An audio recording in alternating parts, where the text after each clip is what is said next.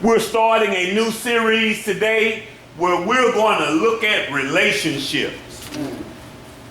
Today we're going to look at romantic relationships. Next week we're going to look at relationships as they relate to our dating partner side. Then we're going to look at relationships just globally like we done this morning, where we look at relationships with one another, relationships with siblings, and all of those things.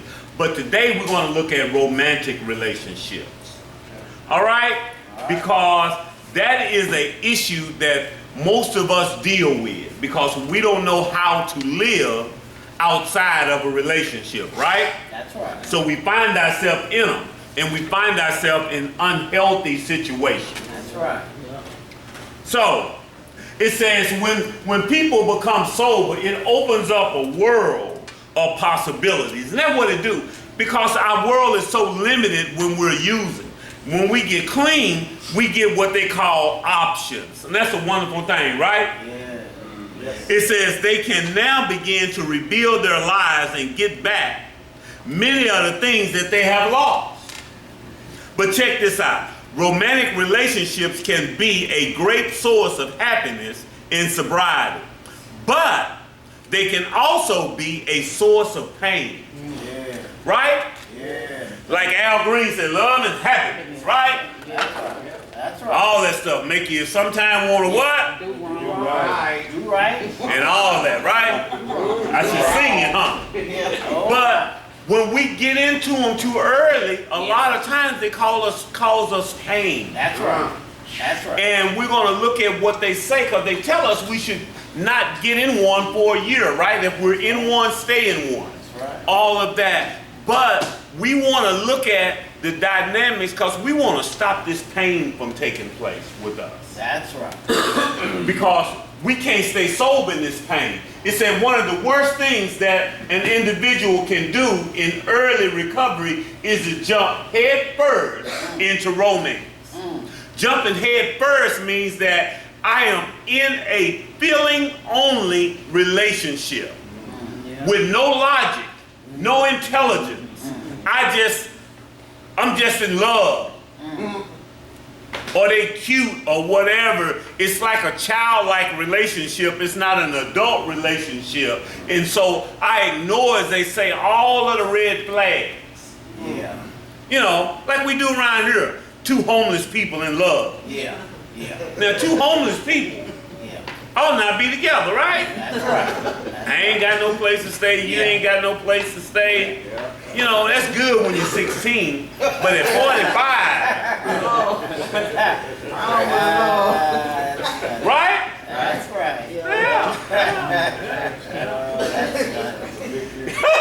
It is strongly advised that we remain focused on themselves until their sobriety is strong. And we have to look at and define what strong in recovery is. If you have less than a year clean, then you don't have a strong sobriety. That's right. If you are still in an institution, you don't have a strong sobriety because it hasn't been tested by the world. That's right. It's one thing to stay clean in an institution. It's another thing to stay clean outside of one. That's right. That's why I don't believe in institutional sobriety days. You know, now you go, people say, I was in prison 5 years. I got 5 years clean time. Oh, okay. It was dope in prison. It ain't the same, man. It ain't the same. Now, you can count that if you want to. It's a difference. Yes, it is. When you're out. Oh, yeah. Now, you came in here and everybody gave a sobriety day. Yes, your sobriety day. You stay here 6 months, that's your sobriety. But it's a reason why they say 85% of people relapse within the first 90 days outside of treatment. Why? Because it's a difference between being clean in an institution than being clean when you have to deal with all of life. Oh, yeah. That makes sense? That's right. Yeah. Being in treatment ain't really reality. That's right. That's not reality. That's right. Yeah. Somebody paying your bills for you. Cleveland was in there cooking. You ain't buy that. No. You know, man, what time is child? For me, I'm gonna have to go in my pocket. Right. You see what I'm saying? Yeah. If I don't work, I don't eat, Mark, and that's how that go. That's right. Right? That's called being an adult. When you carry that weight, that's different. Yeah. Yeah, it's a difference. That's right. It says once they are settled in their new life, they can then begin to consider sharing it with somebody else. Once we're settled in, that means that I done completed treatment and I done established myself on a job, I done got my own place, and I'm stable, and I done got myself together, and now I got something to offer somebody. Right. Then I can start to consider sharing it with somebody. Yeah. But we do it backwards, right? That's right. We don't have a life and we go out and get a boo. That's right. No. That's right. It's not how it goes. You're right. Said the importance of avoiding romantic relationships early in recovery. Says it is recommended that people who are still in the first year of their recovery should avoid beginning romantic relationships. Wonder why that is. Wonder why that is. Somebody help me. Why do you think they say stay out of a relationship the first year? Too many feelings and emotions. Too many feelings and emotions. Yes, ma'am. Because you have to be able to find out who you are in the world out there before you can give yourself to somebody else. Okay, my sister said I have to find out who I am before I can give myself to somebody else. And then you would have to concentrate on your recovery. You got to concentrate on your recovery. Okay. I have to concentrate on my recovery and not, because to start a new relationship takes up a whole bunch of time and a whole bunch of energy, doesn't it? Yeah. You know, you've been in it a little while, you can be a little relaxed and you ain't got to do nothing, but people be expecting you to call them every day, come see me, do this and do that. I ain't got time to do that. I'm trying to fight for my life. Yes, ma'am. Yeah, but you're more vulnerable to hurt. Okay, more vulnerable to hurt in the first year. I like that, Nancy. It says this is because their priority needs to be staying in recovery. That my priority should be recovery. And it is hard to tell somebody that you are not a priority. Right.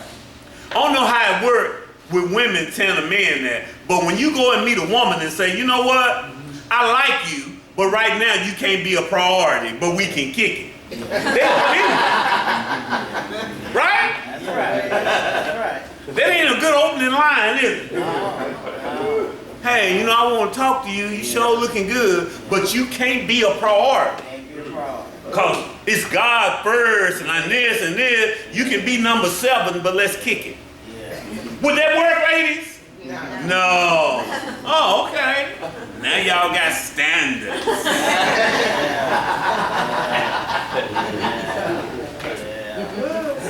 And so, until I can make them a priority, I shouldn't be including somebody in my life, right? Right. Yeah. And right now, they can't be a priority.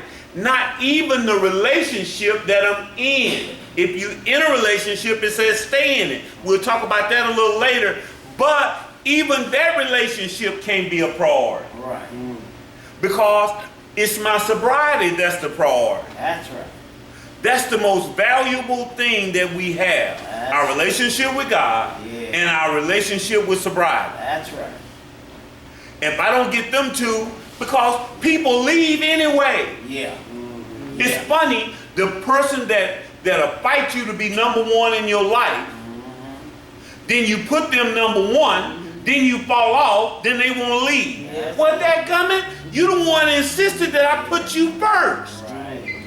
You knew I was a dope fiend, then they say, you know what, hey Marshall, you should have thought about that. Yeah. Right?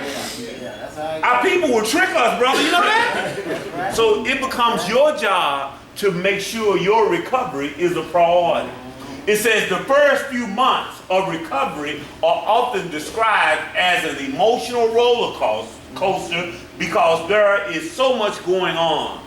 See, what happens is when we come in, using drugs and alcohol is anesthesia. So you're not used to feeling anything. Right. So when you stop using, you start to feel again. It's like going to the dentist and they shoot you with that stuff and they say, well, okay, you feel anything? They tap around, you say no, then they go on and pull your teeth, right? Then they say, let me give you these pills because in a couple of hours, you're going to start to feel something. That's right. Right? That's right. And so that's what drugs and alcohol are. Wow. It's the Novocaine and whatever else they put in, so we're not used to feeling. That's right. And so in a couple of months, you start to feel. And your feelings are everywhere. You love at a 10, you mad at a 10, everything. You see what I'm saying? And so you don't really like that person because you don't know, they done said hi and you love them. Wow. You can't tell me I don't love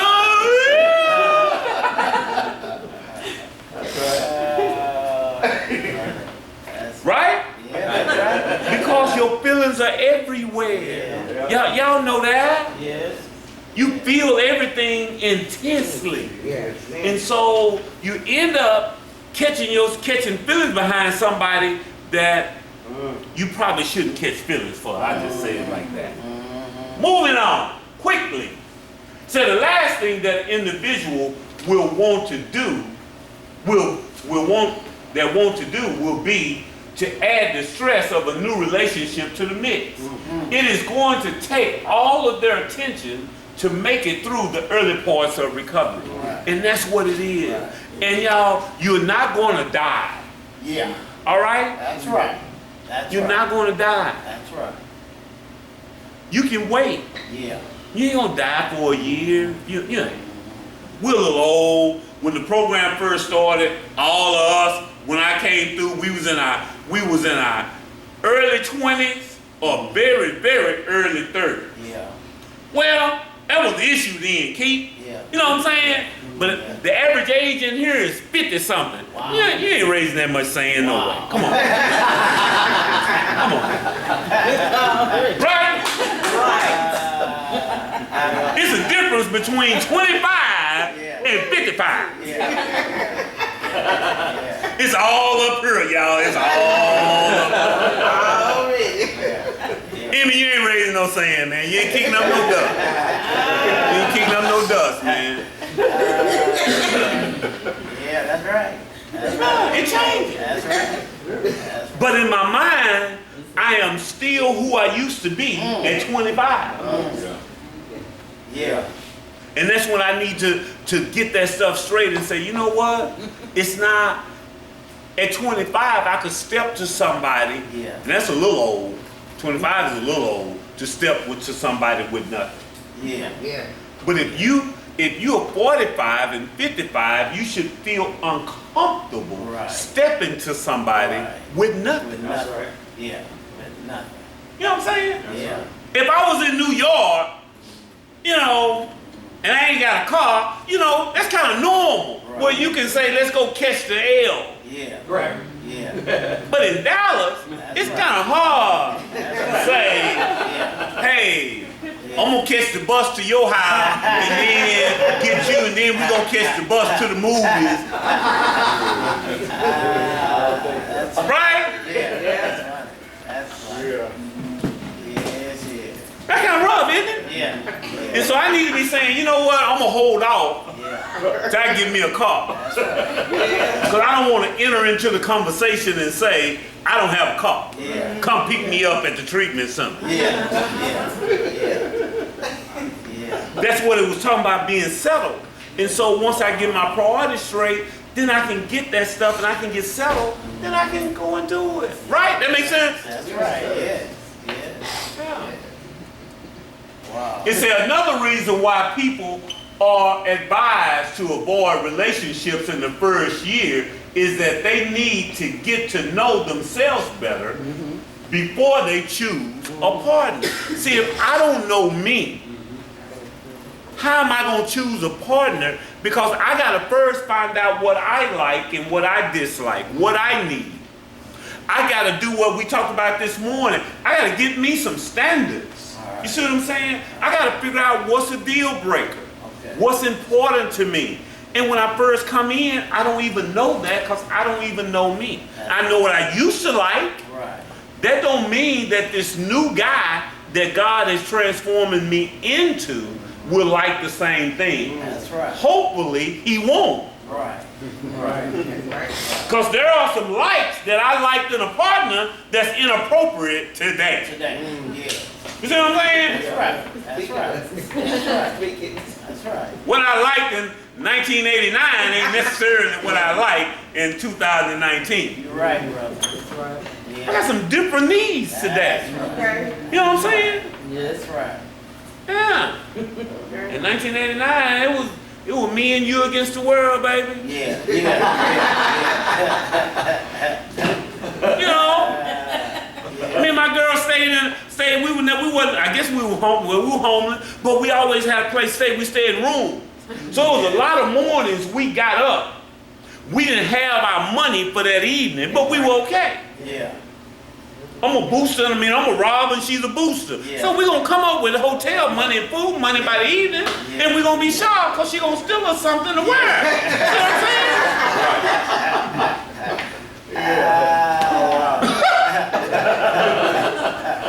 saying? I don't want to live like that today. No. You know what I'm saying? Yeah, that's right. I meet a girl, she's going to say, where you stay?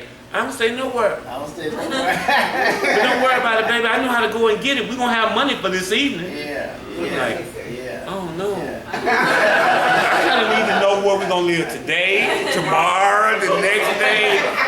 I need more than a 24-hour cycle of stability. Oh my. But I ain't the only one in here that lived on a 24-hour cycle. Any of y'all ever lived on a 24-hour cycle? Well, just need to make it for the day. Couldn't nothing about that. If we hit 300-400, we probably gonna spend all 300-400. And that was before crack. We gonna wine and dine in big ball because you know what? In the morning, I can go get it again. I can't kick it like that today. I'm too old. That would bother me. You know what I'm saying? I need a little stability, man. Come on now. And so check this out. It says those individuals who get sober and rush into a relationship tends to make terrible choices. That's right. See, ain't that many earth people in the room so I can say this. Normally, people who are non-addicts, they are who they are. Okay? That's who they are. That's who they are. That's who they gonna be. You are on a rapid change process. You see what I'm saying? So if you don't get somebody that's a lot higher than you, just morally and all of that kind of stuff, you're gonna pass them up in the first year because you're changing. They ain't changing. Her people ain't changing. They all right. They are who they are. And then when you choose, I'm talking about non-addict people. And then 6-7 months, you look back at them people and say, damn, what did I do? You know what I'm saying? I didn't make a clear-headed decision with this. I should have waited because Obie at 6 months ain't the same as Obie at 1 year or Obie at 2 years. And you see a lot of people with somebody that they wouldn't have chose if they would have waited a little longer. That's right. But we are loyal, and then I'm stuck in this situation, you know what I'm saying? Because I done booed up and procreated and got married, and now I don't necessarily like this person no more. You see what I'm saying? Because I did not wait. Don't mean that they addicts or whatever. It's just you are changing, you are growing. You need to kind of wait till you get to a point to where you have gotten to know you. And you're not changing so rapidly. After a while, we become who we are. You know, by the time you get to about 3-4 years, you pretty much, that's who you are. Don't mean you ain't gonna change a little bit, but it won't be as rapid. In that first 2 years, changes is rapid, man. You become whole another person. You know, your likes change like a lot. It said they may try to use romance as a replacement for alcohol and drugs. That happens too, y'all. When we come in here, it's a void that God leaves on the inside of us. Yeah. Okay? That can only be filled by Him. Yeah. And so we try to fill that void that's left with drugs and alcohol with other people. That's right. No, that's not for other romantic relationship. That's for God Yeah. and service to be Yeah. filled with. Yeah. Not with another person. That's You right. see what I'm saying? That's right. They can't fill that void. That's right. You'll wear them out trying Yeah. to get them to fill a void that God is supposed to fill, because they're not God. They're not God. You see what I'm saying? Yeah. And that works both ways. And so you'll become a needy person because that hole inside of you is too big. Wow. We wear people out. Y'all done heard people tell you that you know you a lot, you a whole lot. How many of y'all done been called a whole lot before? You a whole lot. Because you were trying to get them to fill a void Yeah. that was for God to fill. And you were wearing them out, wearing them folks to death. Wow. Right? Wow. Yeah. Like, whoo, you a whole lot. You got too many needs, got too many wants. Yeah. You wearing many down. Yeah. All they are really doing is substituting one addiction with another. Until the individual has managed to build a strong recovery, they will be vulnerable in a new relationship. And what that means is, see, when I'm in that stage of vulnerability, then at any moment I line to relapse. Yeah. That's why we be in this cycle. Even those of you all who are married or in relationship, you need to tell those people, I need to step away. It don't mean I need to get out of the relationship. I just need to step away because I need to focus on me. Oh yeah. And that sounds like a real selfish act for somebody who have made a commitment to somebody. Right. But you have to, because one, I'm tired of hurting you, and I'm tired of taking you on this roller coaster with me of staying clean for a few months and falling off, staying clean for a year and falling off. I need to step away and get myself together. Yeah. You see what I'm saying? Oh yeah. And so that's what this is talking about. I don't want to be vulnerable. I need to be stable. Y'all with me? Yes, sir. And that takes a minute. That takes a minute, as y'all say. Yeah. Let me hear it. It says, when people are addicted to alcohol or drugs, it puts a strain on their relationship. Quick question, sir. What's the address of the house on the corner? You know? Ain't no number on there. I think it's 10:30. You see, 10:30 died? I think so. I could be wrong. Okay. The water department needs to know. I couldn't give it. I couldn't give it to him. Continue, sir.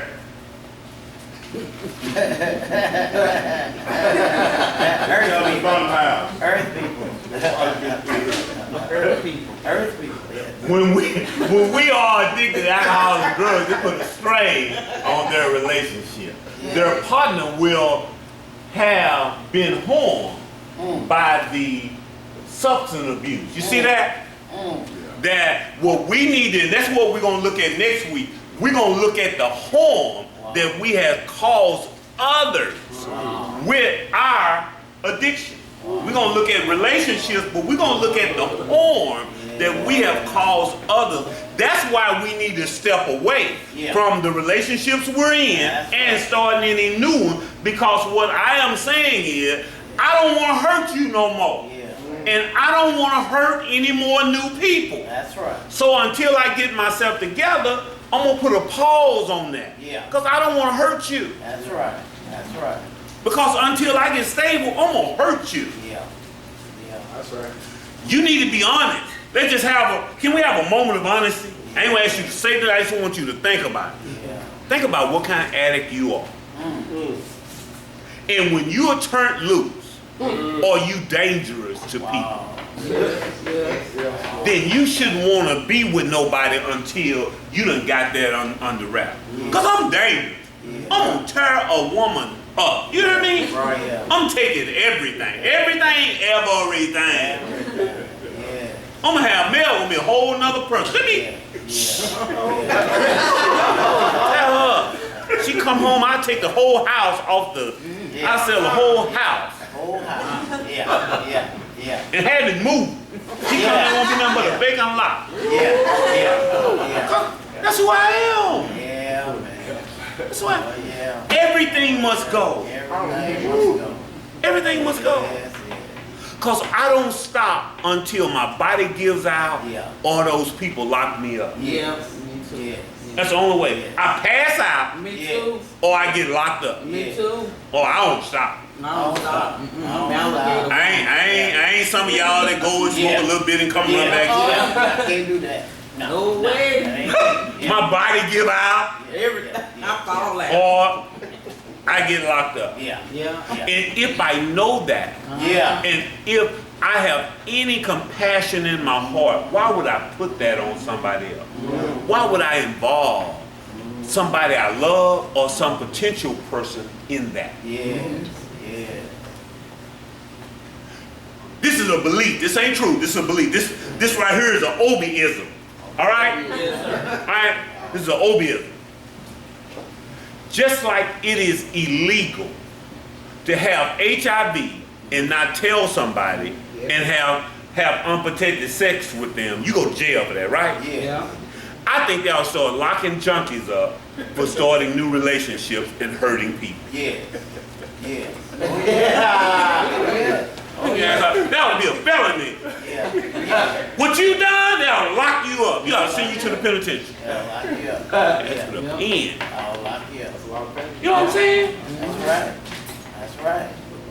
Because we lie. Now, if we tell them the whole truth, nothing but the truth, so help me God, and they choose to do it anyway, then they have a right to get tore up. Yeah, from the floor.